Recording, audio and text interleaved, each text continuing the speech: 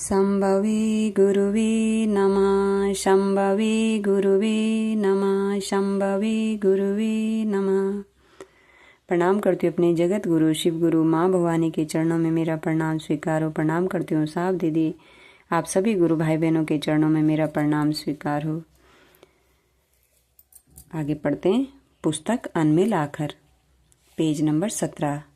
सरसा की सड़कों पर सवेरा भी उतरा ही था। सुबह की चाय ताजगी के साथ ढेर सारे सवाल लेकर आई थी। उच्च शिक्षा के लिए इन्हें बाहर भेजने का निर्णय तो लिया जा चुका था, पर माँ बाबूजी का मन आशंकाओं से ग्रस्त था। एक और माँ का वात्सल्य चिंतित था तो दूसरी ओर हरिंद्र की असामान्य आदतों में और वृद्धि हो जाने के कयास मात्र से पिता सोच में थे। भविष्य की दिशा दशा के मुहाने पर खड़े थे। अभिभावक का चिंतित होना लाजिम था। लंबा छरहरा बदन, घने बाल पर थोड़े घुंघराले से बड़ी और गंभीर आंखें जिसमें पूरा का पूरा समंदर समा जाए, देखने से ही किसी अभिजात्य घराने के लगते थे। घर के बड़कू अब बड़े हो गए थे, कॉलेज के विद्यार्थी होने जा रहे थे। कॉलेज में नामांकन लेने मुजफ्फर जाना था। वहाँ लंगट सिंह कॉलेज की पढ़ाई बहुत अच्छी थी। बाबूजी की इच्छा थी कि इनका एडमिशन उसी में करवाया जाए। दफ्तर में काम अधिक होने के कारण बाबूजी ने स्वयं न जाकर एक स्टाफ को इनके साथ लगा दिया। 2-3 दिनों के लिए जाना था। सामान कुछ ज्यादा नहीं था। हरिंद्र नंद माँ बाबूजी के साथ स्टेशन पर खड़े थे। माँ की आंखें भरी हुई थी। अभिभावक से मुक्त अवस्था में पांव फिर कहीं कॉलेज की बजाय शमशान की ओर न मुड़ जाएं, ऐसी कई आशंकाएं मन में व्याप्त थी। वह इन्हें समझा रही थी, अब आप बड़े हो गए हैं, अपना भला बुरा खुद सोच सकते हैं। मुझे आपकी चिंता लगी रहती है। माँ बाबूजी के पैर छुए। सिग्नल मिलते ही गाड़ी में बैठ गए। ट्रेन धीरे धीरे आगे बढ़ रही थी। सहरसा पीछे छूट रहा था।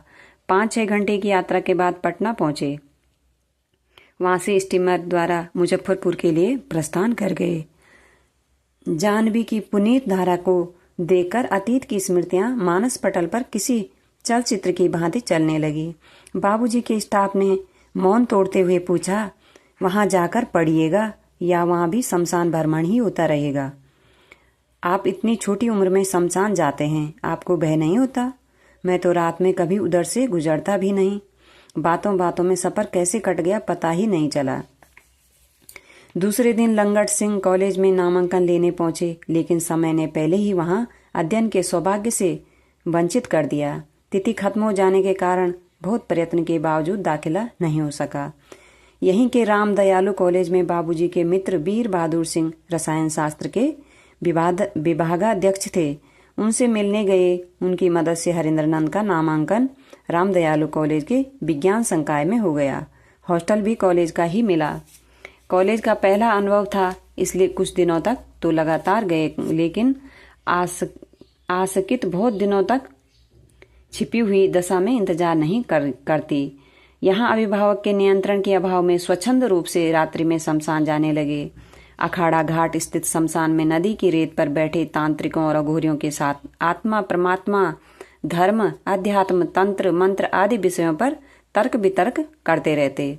माह में 1-2 बार ट्रेन से हाजीपुर आते और गंगा के किनारे रात्रि में साधनाएं करते, फिर सुबह मुजफ्फरपुर लौट जाते।